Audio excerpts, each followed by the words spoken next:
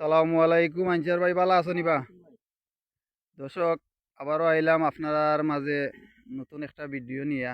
আমরার এলাকার কৃতি সন্তান জনাব মোহাম্মদ আনসার খা ভাই।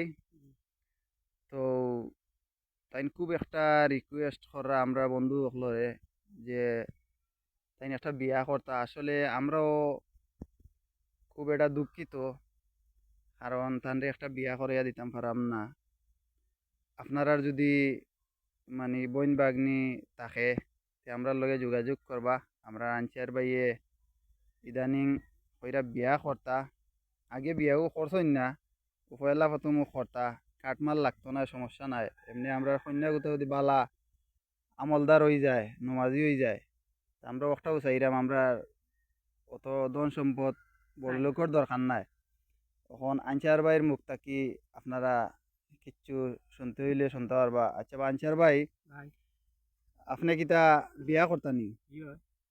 তো আপনার ঘর বাড়ি আছে তো বা? আছে। সপ্তাহ আছে? হুম, ভাই বই নাচন নিতে? আছে। এটাই দেখি এখানে। বিয়া শাদির লাইছো? ভাই নাচন নিতে? ভাই আছে। তো বিয়া মনে করো মালসা বানা তুমি চাওনি না, মানে সুন্দর সুন্দর বালা শিক্ষিত এরপরে নামাজি কন্যা যদি হই যায়, সে তোমার হইবনি না? তোমার কাঠ মাল যৌতুকর দরকার, না, এটা দরকার নাই। তো এটা ঠিক দেখি আছে, আমরা মাত্রাম আর আমরা তোমার ভিডিও মানে সবার মাঝে শেয়ার করে দিমু, যাতে সবে পাইয়া তারার বোন বাগনি যদি থাকে তে আমরা লগে যোগাযোগ করবা। যেহেতু তোমার বন্ধু হইলাম গিয়ে আমরা, আর আমরা থাকতে তোমার ই অবস্থা, আমরা এটা মান্য নিতাম পারি না ভাই। তে আমরা এক সপ্তাহের ভিতরে আমরা এই ব্যবস্থাটা করিয়া দিমু, ইনশাআল্লাহ দোয়া করবাই।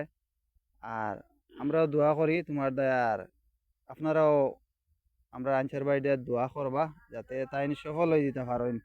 বুঝছেন নি? আসসালামু আলাইকুম।